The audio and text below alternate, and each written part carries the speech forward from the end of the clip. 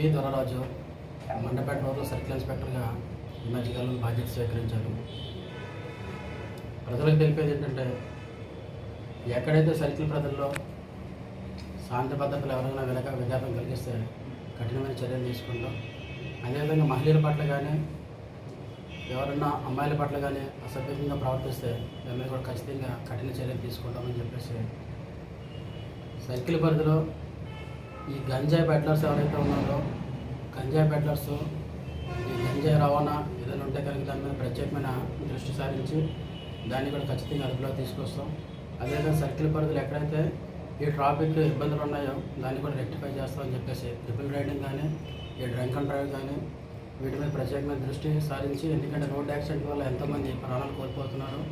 దాన్ని మా వంతు ప్రయత్నంగా మేము ప్రయత్నం చేసి ప్రజలకు అందుబాటులో ఉంటాం. మీ దగ్గర ఏదైనా సమాచారం ఉంటే కూడా ప్రజలందరూ కూడా బాధ్యతగా తీసుకుని మీరు మాకు సహకరించి డిపార్ట్మెంట్ సహకరిస్తారని చెప్పేసి మీ ద్వారా మేము కోరుకుంటున్నాము.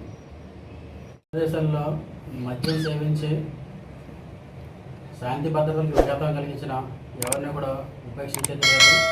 ఎవరికైనా ఎలాంటి ఇబ్బందులు ఉన్నా కూడా మేము ఎప్పుడు కూడా 24/7 అందుబాటులో ఉంటాము.